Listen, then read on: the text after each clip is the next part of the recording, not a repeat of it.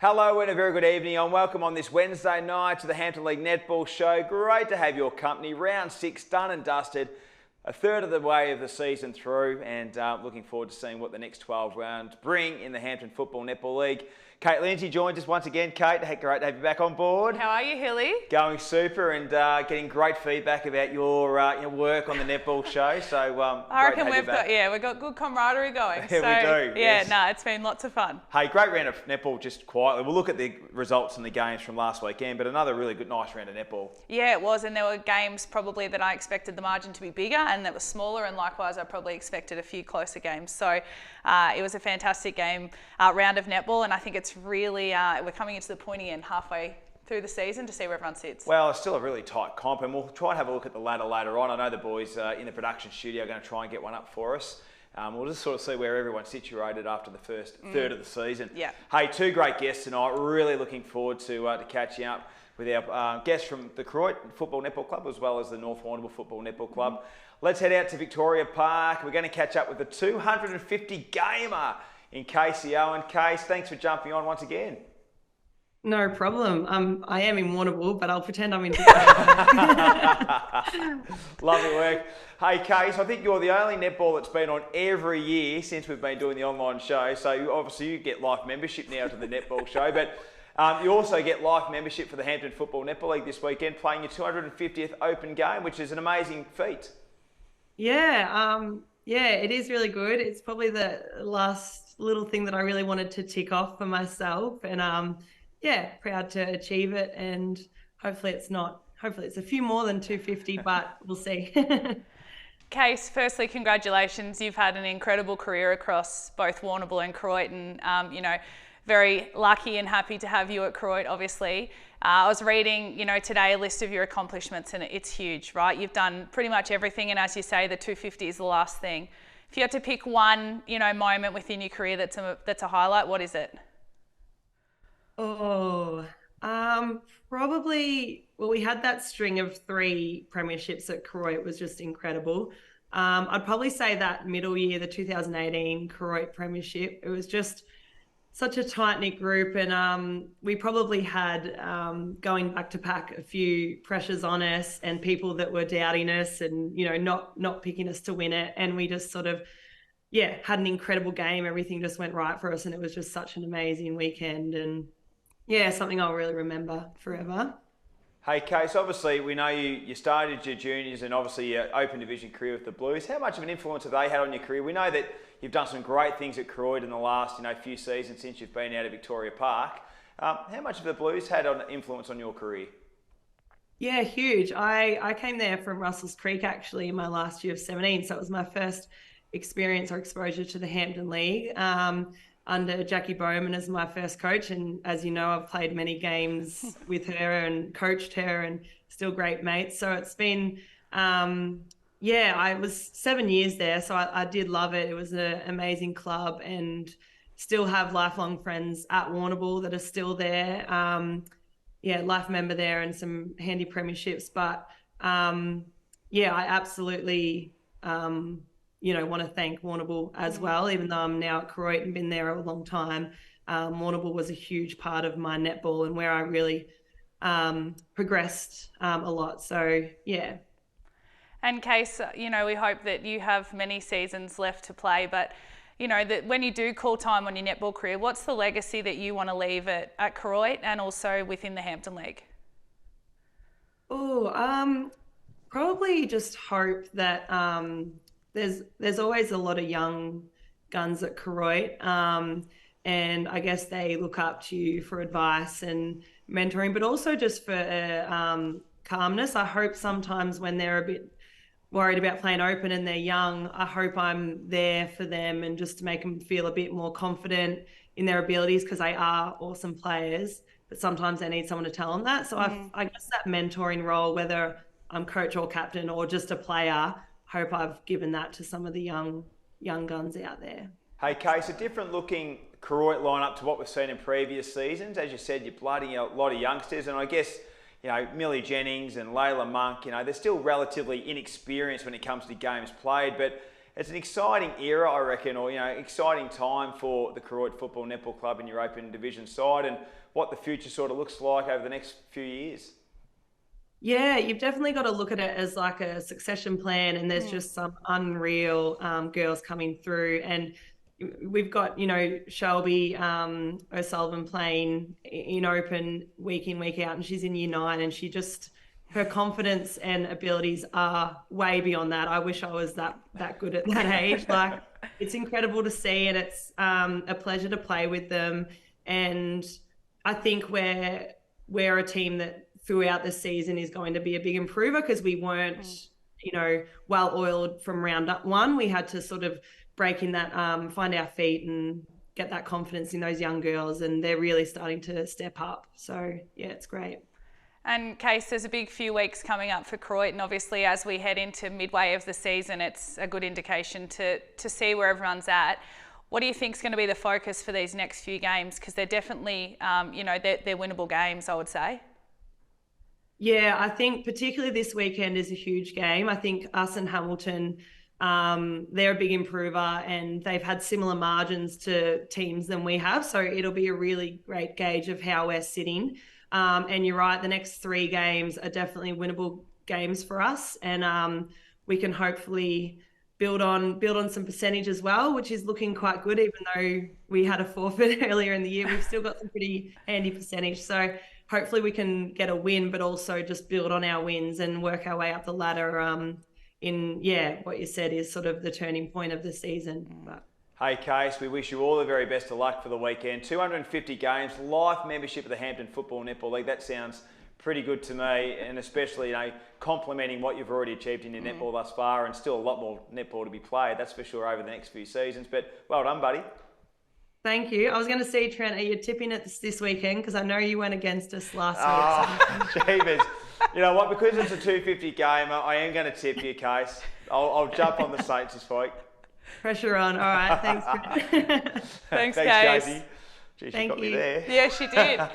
You can't change your tip later now. It shows you people do watch the show, which is good. I know. Hey, terrific stuff. And she's a great player, a great player at the Blues, and super at the Saints as well. Incredible leader, and that's been spoken about today, and the ability to bring those young players up. I mean, I think we forget that someone like Millie Jennings, who we spoke about, is 17 years old, and she's pretty much running that mid-court at Croydon for us. So to have experience like Casey around is invaluable. And she's great. I want to get on Kerry Jennings at some stage and yes. just see how she's fitting into the equation. Kerry obviously coming in as a co-coaching role. She's a very hard lady to track down, Kerry. Kerry. We'll get her one week. We'll get her one week. Yeah. Hey, let's go out to North Warrnambool. New recruit this year is Maisie Barlow, and from all reports, settled in really nicely. Maisie's been kind enough to join us. Maisie, thanks for jumping on the Netball Show. No worries, guys. Thanks for having me. Hey, first and foremost, great to have you in the competition. How have you enjoyed your early experience of the Hampton Football Netball League? It's been pretty good, I'd say. Like I had last year off with the birth of our baby boy Billy, and so I think possibly just like the return to netball in general has been a bit more brutal than I expected, but also just it's probably a stronger comp than I was maybe expecting as well. So it's good to have that competition, but it's also like my 30-year-old body. I don't know whether it's get any better from here. I was going to ask that, Maisie, because obviously you've played netball elsewhere before, and you've played at a pretty high level. So how does the standard of the league stack up, and what are the main differences between Hampton League and leagues you've played at before? We're actually talking about this last week, probably unrelated, but like I couldn't figure out why I was feeling so frustrated with my netball here. And then I sort of realised that I've been playing a lot of goal defence and playing against a lot of goal attacks who are pretty polished in their, in the way that they hold their bodies and things. And I'd forgotten how frustrating that goal defence position is, like trying to get around with the right hand and things without getting contact. But we sort of just said, I think there's probably a little bit more contest allowed in like the Geelong Football Netball League and the Ballerine Football Netball League, and prior to that the VNL. Like I suppose just there's probably a bit more legal contest in those leagues. Yeah. Hey, Maisie, we're a third of the way through the Hampton League season. How have you assessed the Eagles' first 6 weeks? It feels like we're like 10 weeks in. It's been a long 6 weeks. Yeah. So I can't even, I'm trying to think back to who we played first round. It was Hamilton. Yeah. So that was like a real, how would you say, I don't know, like not a very calm introduction. They came out fighting, and like Maddie said to us, don't underestimate them. And I said, what's to underestimate about that? They're a good side. So Hamilton were really, really tough. And I reckon they'll go pretty far this season. Just their body and their pressure and they were pretty good. And then Terang, I think we had next, and that was wet conditions, but again, a good team. So we haven't had any time to rest, I don't think, this season, and I don't think we'll really get it. And I've watched a game of yours this year, and I really loved your on-court leadership. I thought for a new player in the league and a new player at the club, it was fantastic that you sort of took that role on. And there are a few younger players in the north side, and you're obviously defending with Matilda Sewell, who's crossed over from my club, Croydon. How are you enjoying, I suppose, that mentor role with the younger players and passing on your experience? Yeah, thanks for giving us Tilly. That's been pretty nice. I am enjoying it. Like I don't feel like I'm a mature or an older player, but I obviously am now. And I suppose, like, I'm a high school teacher, so I deal a lot with teenagers, and like my mum was netball mad growing up, so she was just obsessed with. She was a coach for probably over 30 years. And I didn't think I took in much from her because I kind of wasn't as passionate about it as she was, but I must have passively taken a few things in. So, I think at times someone just probably needs to be that voice. And like you said, we've got a few younger girls in the team, and they probably are just looking for that little bit of direction. But also, I suppose in the beginning I was a little bit like, these girls are talented, so I wasn't sort of aware of how much direction that they would need, but obviously a couple of them from basketball backgrounds, and there is a bit of a difference between that basketball defense and netball defense in particular, and like some things that only come through time and practice together. So yeah, like really enjoying mentoring them. Like they've got a lot to give, and they don't take much. Like Mads and I often talk about that. We just love how you can say something and they just listen. They just take it on, and next time they're out there, they'll be putting it in and asking if they did it right. And so it's nice to be able to give something back, I suppose. Hey Maisie, the job doesn't get any easier this week. You're taking on the league leaders in South Warrnambool. Great opportunity for your group to test it with the best and see how you go.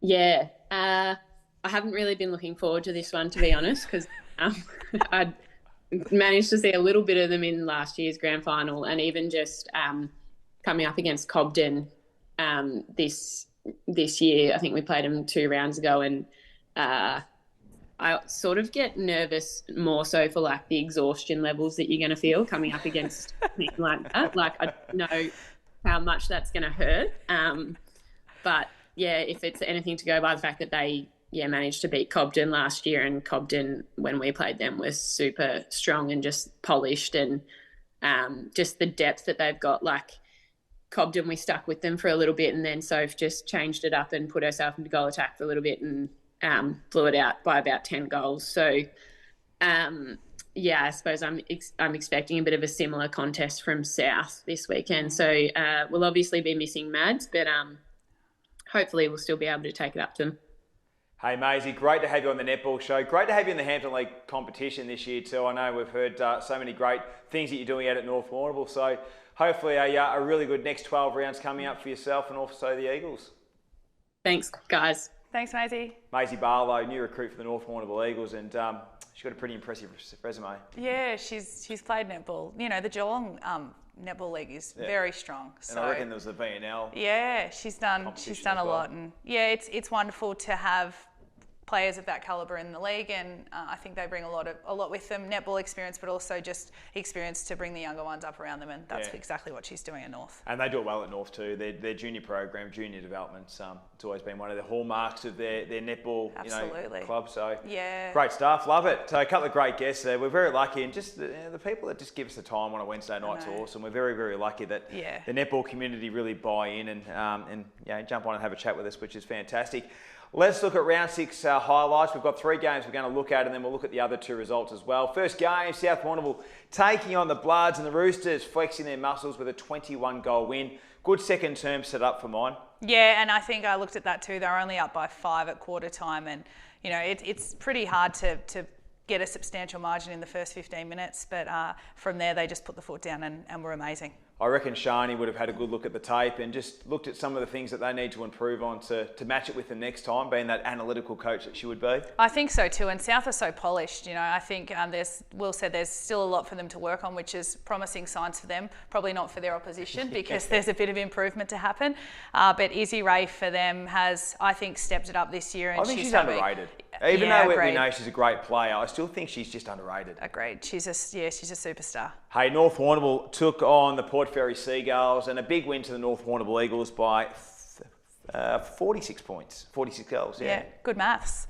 Vic Grundy, 46 goals for them. They were missing Sky, so they had a little bit of a change up the front, and Emily Saffin was a really good contributor too. Our previous guest, Maisie, was best on. Yeah, she's a gun, isn't she? And I guess Port Fairy, we're not worried about results, it's just about their process and method and so forth, and they're getting better each time. So there's those small goals that they'll be achieving, and just good experience for those girls to be playing against, your Sky Billings and your Maisie Barlows and your Maddie Smets and the like. Yeah, and it's really good. And I hope, similar to Camperdown, that they're ticking off some goals that they want to achieve.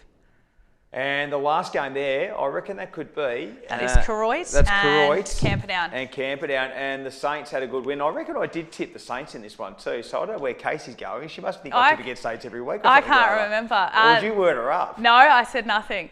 This game was... I've never seen so many leaves fall from trees and make their way onto the court. There was sideways rain. It was...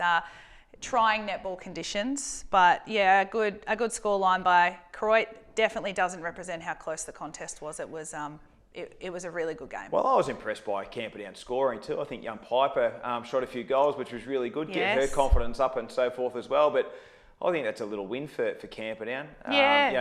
Considering they scored 32 against a really good side. Absolutely, and I spoke to Em and Megan after the game, and I just said, you must be so proud.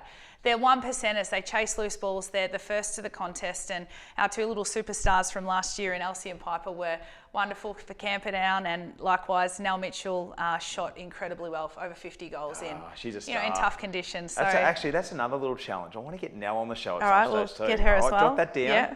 I know Nell's not a big public speaker, but I'd love to get her on. We might be able to get her and Kerry as a duo. Yeah, that's what we might do later on in the year. Hey, I know we've got the ladder there, so we might have a look at the ladder after round 6. So the Roosters on top, undefeated, followed there by Cobden, who are 2 points behind with 5 wins and a draw. The Kangaroos in 3rd spot on 18 points. Then Koroit and North Warrnambool inside the top 5.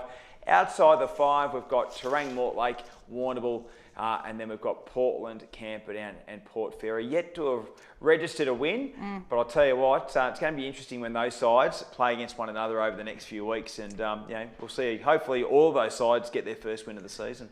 Well, yeah, I agree. It would be wonderful for everyone to go into the halfway point having a win, and the next few weeks are going to be really exciting. I think it's going to solidify the 5, and then also underneath it's probably going to give us an indication of where the other teams are. So I think it's going to be a cracking few rounds. Absolutely. Hey, let's look at round 7 action this weekend. Our match of the day for Hampton League Live is Port Fairy taking on the Cobden Bombers, and we'll have netball updates throughout the course of the day, all thanks to Warrnambool Toyota.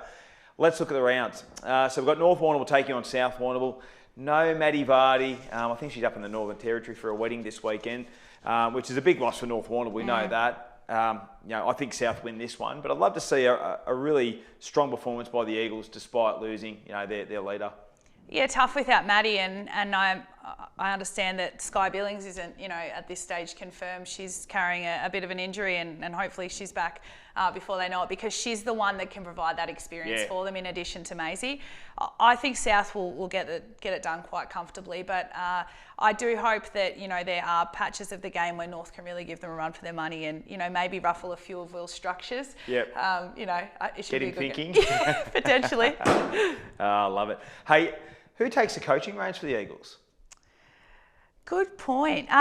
Maybe Sky? Maybe Sky, being an off-field leader. And then I was thinking probably on court you've got Maisie, who'd be giving a lot of the messaging and so forth as well. Yeah, we could have asked Maisie that. I just thought of the question. Yeah, I'm not sure, but I think they're really lucky. They've got great coaches all the way from open down, and they've got so much experience out of the club. Someone like Jackie Smets might take the reins. Dot Jenkins, Trish Butters, Marie Millard. They've got plenty of icons out at North that could help them out. I love it. Hey, Port Fairy take on the Cobden Bombers over at the Gardens Oval. We know that it's more than likely, well, it is very likely, Cobden will get the job done. But I guess Port Fairy, good experience against one of the top sides of the comp. Yeah, and I feel a bit sorry for Port Fairy. It doesn't get much easier. No, it's a tough run, isn't it? Yeah, and it is a tough game for them. But, as we spoke about with Em from Camperdown last week, you hope that there's some individual goals that they're ticking off and team goals that they can really focus on.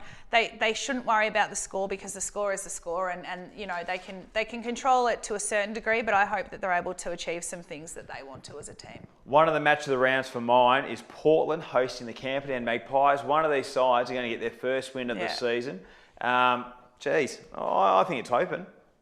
I'm going to tip Camperdown. Yep. I think after watching them on the weekend, they've got incredible juniors. They've got some experience, with Emma Wright back in goalkeeper, and then they've got Emma, obviously, if she has to come on at any point, and they've got some great kids supporting them, and I think that they are really close to a win.